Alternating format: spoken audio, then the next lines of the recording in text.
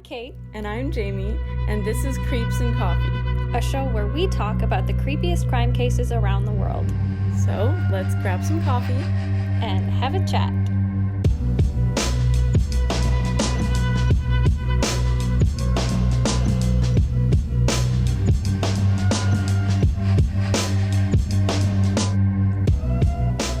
Hello. Hi. I hope you're all doing wonderfully today. In this second week of February. I was going to say first, but my goodness. 35 more days. Ooh. If you don't know what we're talking about, you'll find out. That way. In 35 days. How are you, James? Haha. Same. Physically? No. Yeah. Mentally? No. Emotionally? Big no. No. Big no. Virtually? Not bad. How are you? My Sims have been doing great. Yes. My sim has been collecting bugs. So. There you go. That's all that matters. Problem solved. Yeah, exactly. They announced a new expansion today, so that's pretty When's sick. it coming out? The 17th. Oh! Mm-hmm. That's so soon. I know. That's literally next week. I could throw up. February's such a short month. Yet, so far, 2022 has been such a long year. Oh my god, it sucks. Happy Valentine's Day, though. I guess. For whenever. Yeah. Whenever y'all hear this. Mm-hmm. Oh, wait, I don't think it'll be out then. Yeah. Valentine's Day's on Monday. Oh, yeah. Happy Valentine's Day. We love you. We are sending lots of creepy hearts and I don't know. We're sending real hearts in the mail. Go collect yours. That was good. I like that. That was way better than what I was going to say. I don't want to know what you were going to say. No, you don't. Anyway, I'm having a Galentine's. Are you doing anything? Probably not. We're so fun. Mm-hmm. It's me and the cats. I'll probably get wine drunk. Okay. You know. You should FaceTime my mom. You guys can do it together. Probably will. Hit me up, Tammy. Oh, I also fully swallowed a cough drop today, and I thought I was going to die. Yeah, so remember last time we were talking about Edward Mordrake, and I mentioned in the Anomalies in Medicine textbook how the authors were like, I don't know, people keep asking us about stuff. It's the 1800s. We don't have an answer. And I was like, that's how I feel when Jamie texts me. So I'm in the middle of work. And I get 5 text messages. The first one just says, bitch. And then the second one says, bitch, I. And then the rest of them are describing how she swallowed a menthol cough drop whole. And she's concerned she's going to die because apparently you're not supposed to ingest the cough drop. It was all at once, and it was really So scary. Jamie thought she OD'd on menthol, is what we're getting at here. And I was supposed to fix it. You were just supposed to tell me if I was gonna die. And what did I say? No. Exactly. So we are here. She is alive and well. And we are ready for another new episode of Creeps and Coffee. And this one is gonna be very rage-filled. Rage-filled. I will say from the top of the show here, major content warning. Like any of our other, especially our true crime episodes, obviously we're not going to get into detail. That's not what these cases are about. That's not what these victims are for. They're not for entertainment purposes, so I don't feel that we need to go through any of the graphic nature of things. If you want to hear about that, I'm sure there are plenty of other places you can find it, but Creeps and Coffee is not the place. But fair warning, there will be some general discussion of child abuse, some sexual abuse, some physical. Disgusting men. Yeah, disgusting piece of shit. Trigger warning, disgusting men. Mm-hmm. Pieces of shit, basically. Which is unfortunate because, well, people died, but Yeah. not great when that happens. Agreed. So, content warning there. If this is too heavy for you, that's okay. We have plenty of other topics, other episodes you can check out. Next episode will be not true crime, something supernatural, cryptids, conspiracies. A bit more lighthearted. Yeah, so if you want to join us for that one instead, feel free. No hard feelings. We totally understand. So this case is actually, I'm like kind of excited. It's our first request. Yeah. I feel like, thanks for the request. yeah, I feel all official now. If you guys would like to submit a request for a show that you want to hear us do, you can send us an email at creepsandcoffee@gmail.com, or you can send us a message on our Instagram or our Twitter. We'll get back to you there. You can leave a comment on our Buy Me a Coffee page, and you can also help support the show while you're there if you feel like it, maybe. I don't know. Please. Yeah, we'd love to hear your suggestions because we are very excited to get requests like this. We were kind of giddy about it. All right, so can I say the name of the dude? Please do. He who shall not be named will be named. And I will clarify, his name is Peter Scully, not Paul Scully, which is what I was attempting to research for about 10 minutes before I had to text Caitlin, because I said, there is no Paul Scully criminal. His name is Peter. So, there you go. Yeah, I got... See, I think if we ever have a Patreon, I think we should have one tier that's just they get to see the texts that I get from you sometimes. So, like, we got... I have a whole folder of screenshots. Yeah, I got weird our texts from Jamie before we started a creepy podcast. Now it's a lot. So, out of nowhere, I got... Who is that Paul Scully guy? I can't find anything on Paul. I searched Paul pedophile, and it didn't... Nothing came up. That's... You dummy, it's because his name is Peter. So, Peter... which is just as much of a white guy name. It's pretty consistent. And in our Google Doc, I named it Pedo Peter. Maybe that's what we'll call this episode. And you'll see why. Fucked up to joke about. Peter Scully is considered probably one of, if not the world's worst pedophile. He's a real piece of shit. Deserves the name. So I guess we'll start off with some background and kind of how it got to that point.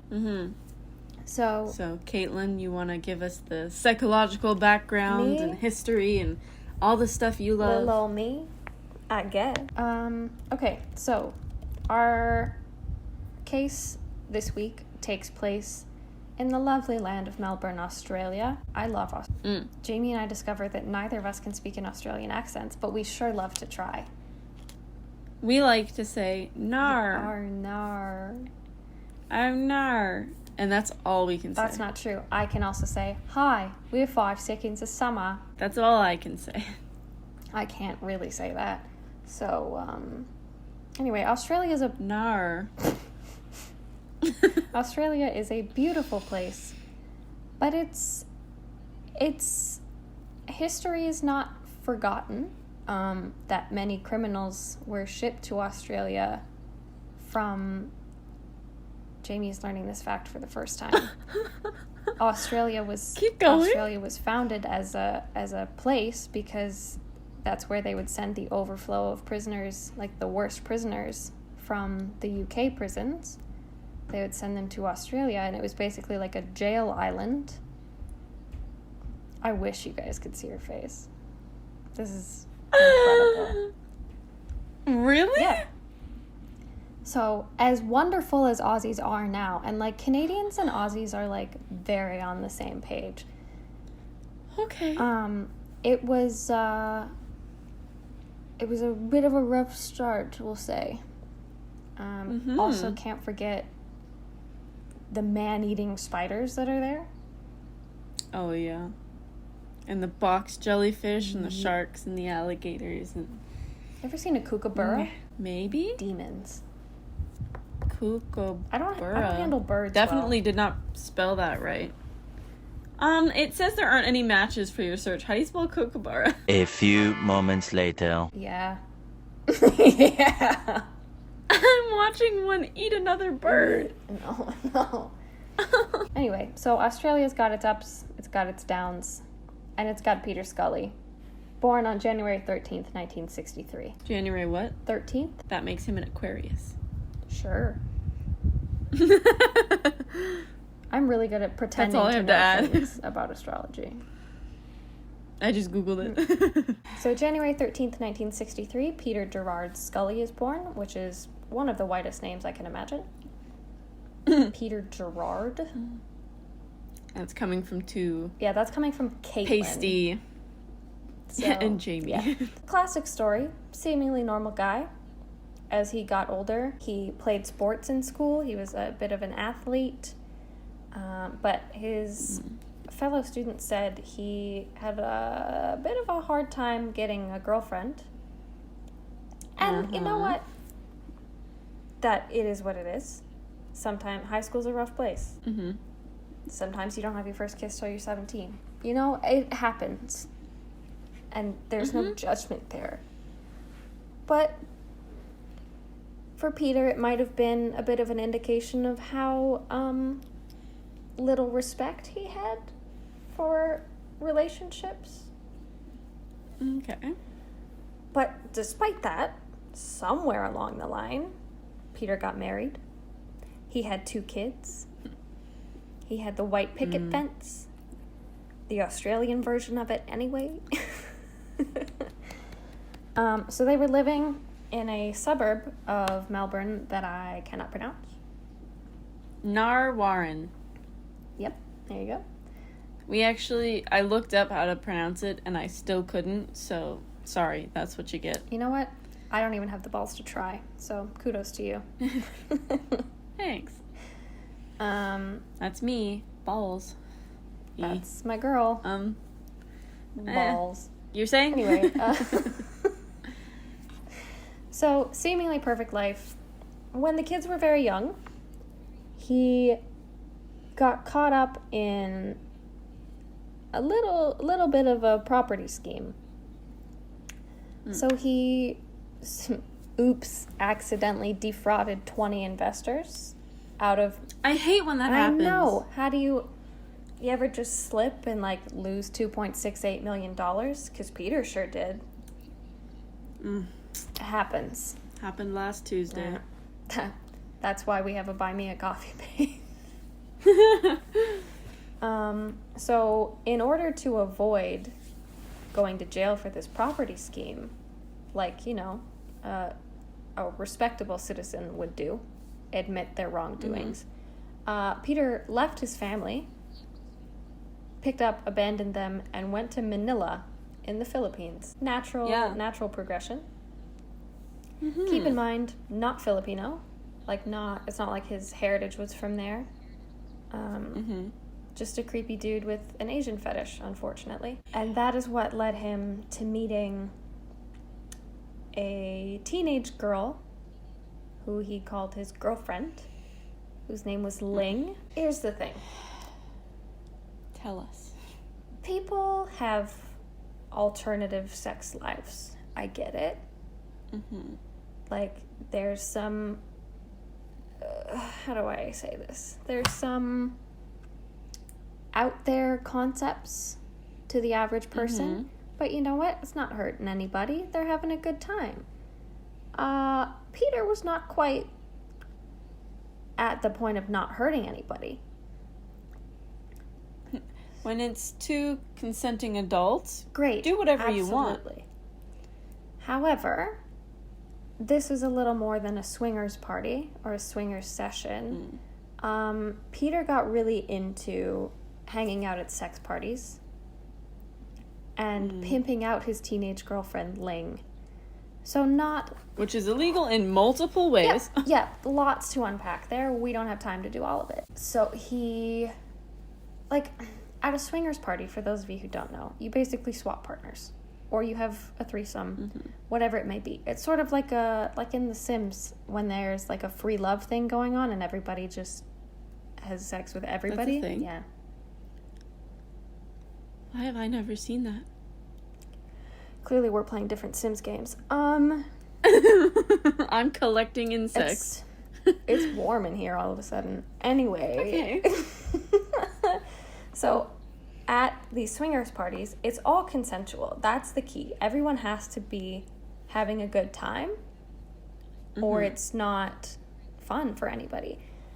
These sex parties were Peter acting like a pimp and selling his girlfriend's sex acts. I'm pretty sure she was like 15. Too young for that. Yeah. And also, at no age should you be selling your girlfriend's sex acts. Not unless you're into that. Yeah, if it's, and again, you're both if consenting. it's consensual and it's more of like a manager star situation, all the power to you. This was not that. Just so we're clear. No. Not that at all. Selling Ling to this like prostitution group was sort of his how do I put this? His first taste of being a fucking scumbag. So Very well put. Thank you. Lots of people knew Peter and had varying opinions on him, but pretty much the general consensus from anyone was that if he was driven by one thing, if he was motivated by one thing in the world, it was money. Stand-up guy. Yeah, and probably second to money was sex. So when you combine that, that leads to Peter starting his own, and I put this in air quotes, production company called No Limits Fun. Unfortunately, this would turn out to be more than like a Pornhub situation and truly had no limits. It lived up to the name. Yeah. So, to sum it up, it trigger warnings. Yes. Like multiple. It kind of started off like a porn site, but then with Peter's unique, nasty preferences, it turned into an international pedophilia ring. So it was really gross. And he would post videos of children being abused, sexually assaulted, and tortured. And he would stream it live on the dark web, and people would pay him. And anyone who paid him, y'all are sick.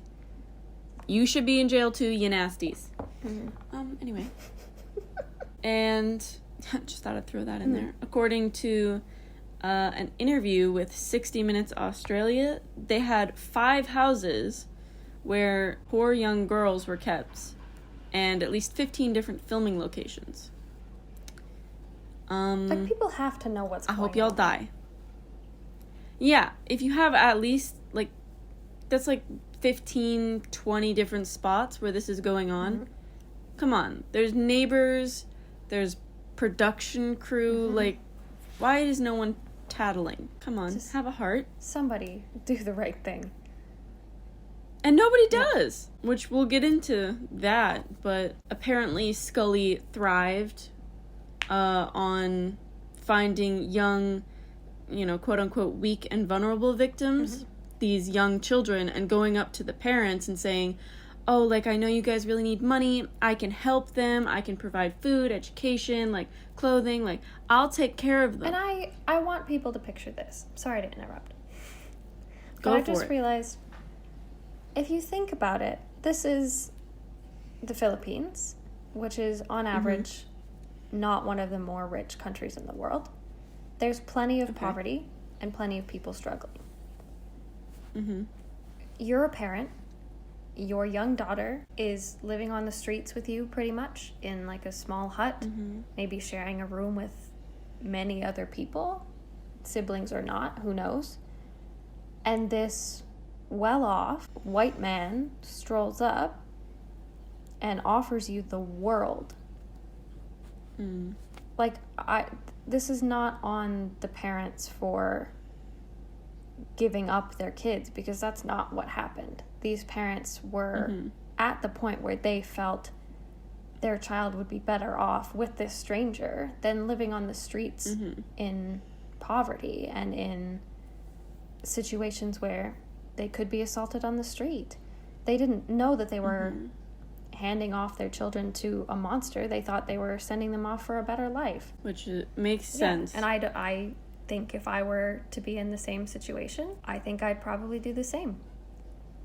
I mean, it's kind of like the same thing when people, like, give their kids up for adoption if they can't afford to take care of them. You're hoping they go to a better family who can, like, not a better family, but, like, a family who can better provide care for them. Sometimes it works, sometimes it doesn't.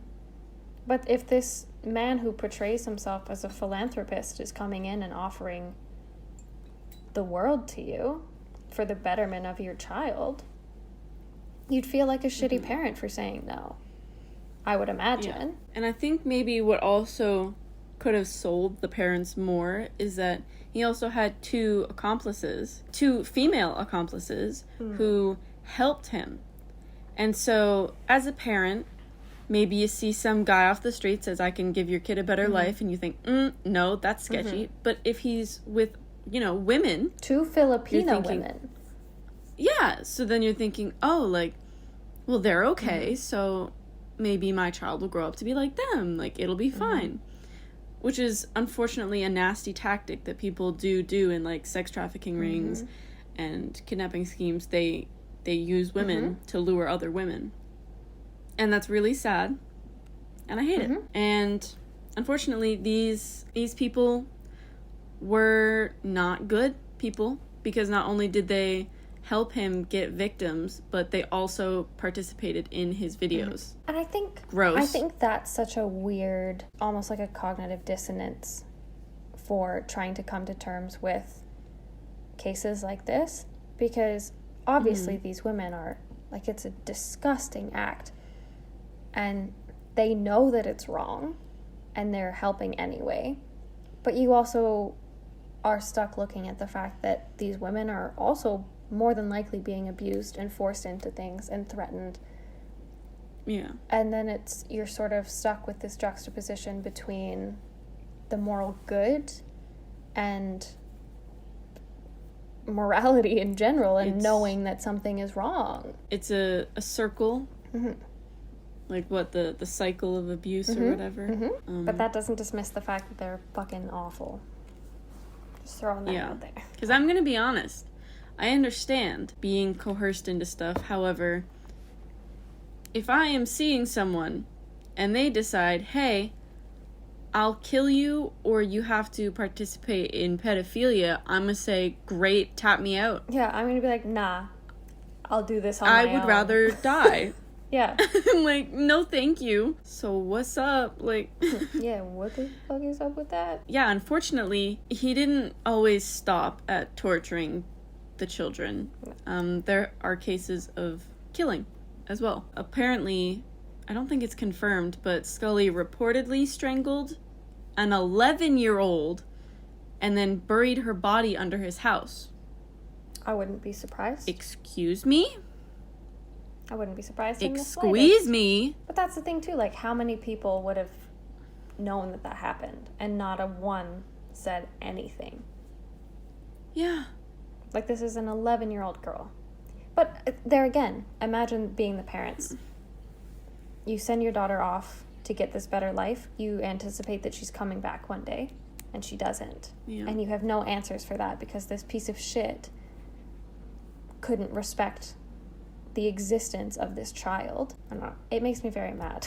What will probably make listeners also hopefully as infuriated as me and Caitlin, it even says that Scully produced these torture, rapey videos with children as young as 18 months old. Let that sink in. That's not even 2 years old. That is a baby. Yeah, that's a fucking baby. And it's like, you're sick in your mind if you look at a literal baby and think anything other than loving thoughts towards it. Like, you want to hurt it or kill it or touch it inappropriately. No. never Jail. in a million years understand. I was having this conversation this morning, actually. So I work at a child and youth advocacy center where we deal with the top 15% of sexual assault cases in youth under 18 in my province. Yeah. Mm-hmm. The shit that we see, like, it baffles me. And the fact that we have, like, a natal unit where we're dealing with these babies that are, like, weeks old that are being sexually assaulted. Like, what in the fuck compels you to do something like that? Like, I don't know. I will never understand. I will say, it is common, though, for people to get, like, fleeting, intrusive thoughts where it's like, what would happen if I dropped the baby? That's so different. But you don't do it. Exactly. You don't do it. You're not like, this will make me happy. You're just like, what if I yeeted this baby? No, but I wouldn't do that. Mm-hmm. That's different. So you're not crazy if you're like, oh, but that's okay. The difference is if you're like, can I drown this child? No, I'd get arrested. That's different. My friend Bronwyn is a prime example of intrusive thoughts. Not with children. Oh. Just, I was like, what? Just with the most impulsive behavior I've ever seen in my entire life. When we were in high school, I vividly remember having lunch with, like, new friends. Like, we were not on a level of, like, being as weird as Bronwyn and I were together. And Bronwyn, out of nowhere, threw a full water bottle in the air and punched it at my face.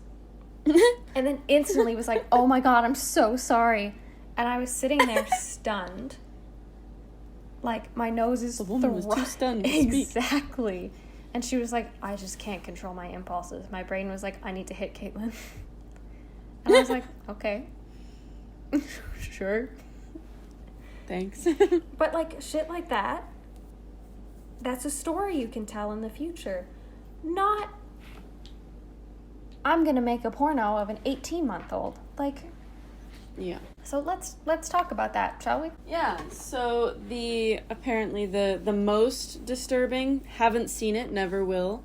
The most disturbing video under Scully, I almost said Scully Peters production. Whatever. He doesn't deserve for me to say his name correctly.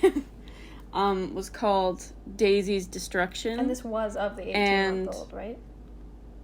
I think so, yeah. And it was, according to investigators, so disturbing that people thought it was a myth. They didn't think it was real. And apparently people would pay as much as $10,000 per view. And nobody did anything. Nobody reported it. Like, I get there are bad people on the dark web. But I know there are also some curious people who also go onto the dark web. If you stumble across that, can you... Like, fucking call somebody. And it's like, I know you can be worried about, like, leaking your address and stuff. Just go to a police station then. Say, I was on the dark web. I'm sorry. I found this. Yeah. Here's the info. Because it's like, you're a bystander and you've fallen victim to the bystander effect. Please. If you see something, say something. Oh, we're in middle school again. And apparently another Australian pedophile, Mr. Matthew Graham, also known as Lux. I think that was his virtual name, maybe? I don't know. Yeah, that was his, like, pimp name. Ew. Yeah. He also was, I think, maybe, like, honestly, the second biggest in the game. What's up, Australia? What's up with that? Yeah, why are we doing this? What's going on? Do you want to talk to somebody? Canada's here. He operated another dark web site called Hurt to the Core. That screams red flag in itself. Right? Also featuring abusive content of children. But also, like... literal children. People getting shot in the head and, like, limbs broken. Like, who watches that for fun? I'm gonna be honest, the closest I've ever seen was there was one time when I was in, I think, high school or university, where someone was sending around a link, and I watched it, and it was someone hanging themselves. And the only reason I watched it was because I thought it was a prank, but it wasn't. I watched somebody die. It's not cool. It's not fun. Why are you guys willingly watching and paying for this? It's horrible. I watched a movie once about the Vietnam War, and I thought it was just, like, based on a true story. And I didn't know they would have, like, real clips in it. And then I thought, like, oh, this is kind of interesting, like, real footage, cool. And then they showed a guy getting shot in the head in the street. No warning. This is it's on Netflix. Like, I was like, cool, all right. So I paused it. Wasn't that also... Sorry. No, I'm pretty sure I sent you a video of it. I was like, I am not doing well right now. Yeah, I don't like that.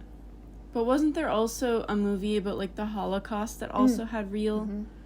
I can't remember what it was called, but I watched it with my mother, and I was like, this is messed up. And she was like, this is the real footage. And I was like, huh? I'm gonna go cry in a corner. I'll see you in 20 years. Schindler's List. Great film. I literally couldn't finish it, because I was like, you know, this is a lot for my 17-year-old brain. Yeah. It was a lot for my 22-year-old brain to watch the gunshot thing. So yeah. So where are you sick fuckers that are watching this for entertainment? Yeah. Also, why are you paying thousands of dollars for this? Like, this is some Epstein shit. That's what it's only high level. Also, where elites. are you getting your money? Yeah. It's only high level elites can afford $10,000 per view. Which is another issue, because it's like, okay, so then the people in power are the pervs. Well, we knew that. True, but we don't want to, you know. Anyway. So finally, after this really messed up video, what was it called? Daisy's Destruction. I'm not referring to that again, because it makes me feel icky. Law enforcement finally were like, that's kind of messed up. Well, it's because Lux posted it on his website. They didn't give a shit that Peter Scully live streamed it. Yeah. But it was saved on, what is it, Hurt to the Core, fucking whatever. Yeah. Which is also, why did nobody notice Peter's stuff? But, like, at all? This is what I'm saying. Was he paying off, like, police officers? I was going to say, with what money? With the $10,000 per view. And the frustrating part about this is, it wasn't even Filipino or Australian police that started the action on this guy. It was Dutch police, because it sounded like they were speaking Dutch in a little bit of it. And so then the Dutch people were like, hey, this might be in Poland? Where's Dutch spoken? Don't... No, I'm going to let you figure it out. I don't know. I'll Google it. It's not Poland. I'll give you that. Well, it's not Dutch.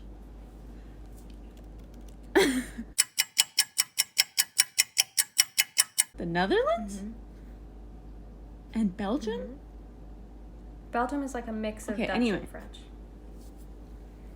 Well, the Dutch police thought it might be in their vicinity, so they started investigating Good for them. Yeah. Fucking finally. Thank God, somebody. finally. No wonder people are happy. But apparently, I'm on my way. Big surprise, they actually weren't speaking Dutch, just had a very strong Australian accent. So the Dutch police were like, oh, this isn't here. Sorry, I love that. But that the accent was so strong. That's very reminiscent of, like, going to Newfoundland and, like, needing to buy a dictionary. Anyway, sorry. It's okay. But then, so the Dutch police took their case and made it international so that they could use all this evidence against Scully, which later resulted in an arrest in 2015. Finally, and Yeah, so he moves to the Philippines in 2011, just for context. So this is 4 years of the worst... producing. Like, intense child sexual abuse. Images, films, live streams. 4 years. What the fuck? And who knows how long it would have gone on? I don't even want to think about that. And this is just what we've confirmed also. He could have been doing it for longer. Which is... He had his own kids before he fled. Like, what did he do to his own kids? That made me concerned. I was scared to question that, but I was also like, did he hurt his children? I couldn't find anywhere that it said that. But it's like, yeah, so I feel bad for them. Yeah, I don't know. So around the time that this piece of shit was arrested, thankfully they managed to find Michael David Graham too, Lux. And he was sentenced to 15 years in prison. Which... Good. Yes, good. Also, wait, not long enough. Precisely. The judge said his crimes were pure evil. Give him a life sentence then. Yep. 15 years, That's nothing. If he was 22 when he went in, 15 years, you're still getting out at 38, 42, something. 37. That's literally nothing. Yeah. You're still not even middle-aged at that point. No. That's bullshit. But don't worry, the bullshit only continues to grow. So, in the midst of his trials, as they're trying to find evidence, they believe they find evidence for about 75 victims, based on videos that they were able to find. While all of this is happening, somehow a fire started. Yeah, how convenient. Yeah, so it was the fucking evidence room. So clearly someone, I'm just going to say, someone on the inside had to help with that. So, yeah. Just saying. Yeah, I would agree. So yeah, a bunch of his films were destroyed. The hardware, memory cards, a whole camera, a chain he would use to whip children with, all destroyed. So all of that evidence, inadmissible, because there's no proof that it existed. So they've basically got evidence for 10 victims because they were around to testify to his abuse. Ridiculous. But this is what pisses me off. He pleads not guilty. There's literally video proof. So the lawyers that were prosecuting him said that the video, because obviously these lawyers have to watch these videos to know what they're prosecuting someone for. You can't just say yeah, it's child abuse. They need to provide details to a jury. She said they were the most devastating thing she'd ever seen. She felt like crying watching them. She said she cried watching them, obviously. She felt like crying talking about it. I haven't even seen them, and I get emotional about it. And this motherfucker is like, nah, I'm not guilty. So... What? That's also something that sucks, is, lawyers and people who have to actually see it and didn't want to see it, who aren't sick and didn't pay for it, they're gonna need therapy for that. You think they're just gonna go home and sleep well at night? No. You're gonna have nightmares, maybe even night terrors, sleep paralysis, insomnia, PTSD. Not only are you ruining children's lives, distressing the parents of these children if they ever get closure to find out what happened, you're messing up the jury, lawyers, anyone who has to see it. Yeah, I could go on. I won't, though. Oh, it gets worse. So because he pleads not guilty, that means it goes to trial. So because it's going to trial, you need witnesses. Which means that these 10 or so victims have to testify in front of a court. These children have to sit there, re-explain it, have questions asked in front of the man who did this to them. Yeah. And even after all that, his fucking phone privileges weren't taken away. So he was still operating No Limits Fun because one of the scumbag women that he was scamming these parents with wasn't arrested. So he was still calling her, texting her, because apparently you can have cell phones in prison. But Also, why wasn't the site shut down? exactly! This is an international Like, arresting him pedophile is ring. not enough. Like, what are you doing? What are you waiting for? Exactly. But she was finally arrested. I still don't know about the other one. I'm assuming she was also arrested. If not, then the ring is probably still going. It probably still is anyway. Because if you don't, I don't know. Anger. Mm-hmm. So, 3 years after his arrest, he was sentenced to life in prison in 2018. So, a trial for 3 years. And get this. It doesn't take that long. No. And he wasn't charged with 75 counts of sexual exploitation and child abuse. Listen to this. Yeah. No accountability for the 75 plus lives that he ruined. And murder. And fucking murder. Mm-hmm. What did he get, James? He was convicted of 1 count of human trafficking and 5 counts of rape by sexual assault of underage girls. That is, I don't have words. What? Even before we filmed, when I was trying to talk to Caitlin about this, I just stared at her with my hands in front of my There's face. so much anger being passed through the computer screen. Because it's like, if you can literally say, yeah, there was about 75 victims, why are you only charging for 5 rapes and 1 human trafficking account? And it's That shows how flawed our law systems are worldwide. And not only that, there was 10 witnesses. So why isn't there like a minimum of 10? oh, Like, what did those lawyers say to make the jury think, you know what, it's fine? the anger that I feel, and like, yes, I understand. He's in prison for the rest of his life. That's great. He should be. But he needs to be held accountable. Like, why can other criminals get like 7 life sentences on top of one another? And this piece of shit gets fuck all. What is that about? And we could talk about a lot of messed up stuff, like, if you are, I'm gonna go for it, if you are a black man with weed in your pocket and you get arrested in America, boom, you're looking at like 10 years. For what? For existing. But fuck it. Sorry, swearing. Yes. But, sorry, I'm very passionate. But Lux over there runs a pedophilia site and he gets 15 years? Yep. No. Anger. That, like, there are so many levels of, like, messed up that I can't even get into because I'm already sweating.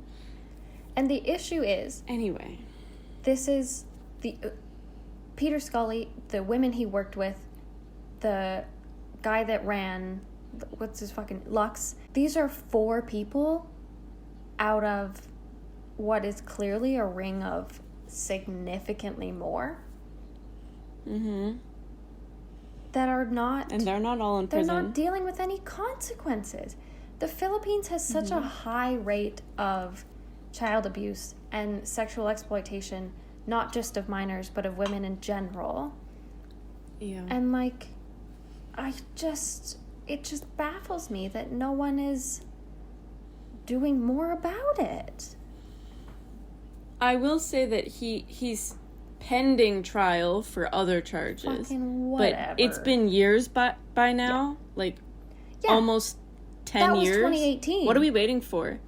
Yeah, it's too late. Like, at this point, nothing's gonna get done, and these poor kids have to he's live not with gonna face the charges. a lifetime of trauma.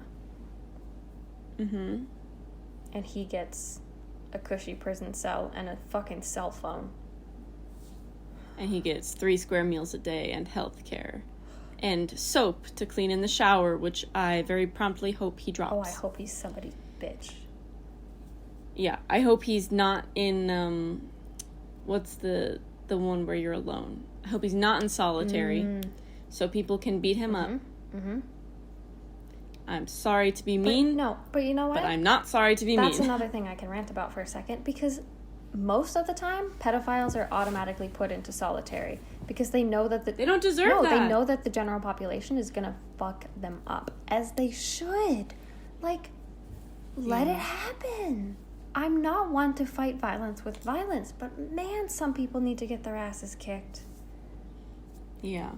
And while I was actually researching this, I was talking to my roommate, and I was telling her, like, I was raging like this and being like, ugh, I wish he could just, like, he'd get what he deserves, blah, blah, blah. And she was like, but also isn't prison supposed to be, like, a place you're supposed to rehabilitate and recuperate? And that also brought me on to, oh, you're right, but that's not what we're using the prison system for. Some people... It is meant to be cannot how be... you get better. But that's for minor things. Yeah. Like, you're supposed to be able to be rehabilitated from assault. Petty or, like, theft. petty theft. Exactly. Or, like, drugs. Yeah. Not this. So, one, flawed prison system also, and two, some people don't want to be fixed either. Like, if you are a rapist or a pedophile and you've been, or a serial killer, you obviously are doing it because you enjoy it. You don't want to get better. And if anything, you would lie and say, you know what, I am better, let me out. Thank you. And then go and keep doing it. Oh, God. So there's a very thin, fine line that we really can't cross.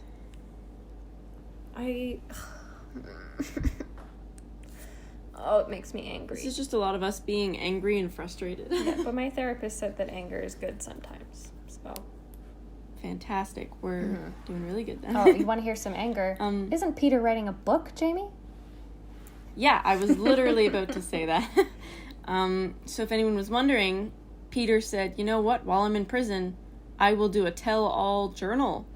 And he wants to reflect on his motivations for raping children. And I wrote this in the notes, and I put a lot of explicit words next to it. Because yes, you did. I don't care why you wanted to rape a child. I don't care. I don't want to know. Nope. I'm my face is so hot. It's there's a lot of passion. And also, you're doing that for the profit. All you care about is money. You're doing it to sell to people. No. So nobody buy the book. Nobody read it. Even if it's online and for free, do not support him. Do not give him a platform. I feel like there's more I want to say, but I can't think. I'm seeing red. I don't know. I think my final thoughts on it, as someone who works with kids who have been abused, I feel awful, obviously, for these children who have to grow up with these experiences and having their trust broken in many ways, not just by this adult, but by, I'm sure, a lot of adults. Like Jamie said, nobody stood up, nobody said anything. If it weren't for the Dutch police, how long would this have gone on? Yeah. How many more are there that we don't know about? And how many more kids are out there experiencing it on a day-to-day basis? Right now. Yeah, as we speak. So it's a very heavy thing to think about. But I think if it's any consolation for people listening, because I know this is a heavy topic and Jamie and I are passionate, if it's any consolation, 90% of the kids that I work with grow up to live normal lives. They're getting the help that they deserve at that young age. Exactly. It's about making them feel heard and understanding that their stories are valid and that everything they feel is okay for them to feel, whatever it may be. This doesn't have to be what ruins a life. It doesn't have to be what defines a person, especially at such a young age. And I'm very hopeful for the sake of these mostly adolescent people that they are at peace as much as they can be. I hope that was the hardest part of their lives and everything goes smoothly after. Gotta have wishful thinking at least. Exactly. And if I could hug all of them and send them Valentine's cards, I would. But that would be weird, and I'm not going to do that. And we love you, and we're sorry you went through it. To anyone who has ever suffered through anything even remotely close to this, we're so sorry. We love you. It'll be okay. If nothing, maybe not right now. If nothing else, you've got two idiots here that will always be here to listen. And beat up people who are mean to you. Jamie can take that one. I'll listen, she'll beat up. Because I learned recently that my punch is pathetic. So. Oh, mine is not. Precisely. So, you're set. Yeah. You got good cop, bad cop. Yes. Oh my god. That's literally us. Anyway, do you have any final thoughts? As my cat's Peter Scully, you suck, and I'm forbidding you from listening to the podcast. So if you hear this, you are not allowed to listen to any more. Yeah. So. On you. Yeah. So. That's what I have to say. I literally can't stop you, but don't. So. Suck on that. Anyway, thanks for joining us on our true crime our first true crime in a while, it feels like. Our true crime adventure. I was gonna say I hope you enjoyed, but obviously you didn't. But like, hopefully hopefully we'll see you again soon. Yeah. Bye guys. Bye.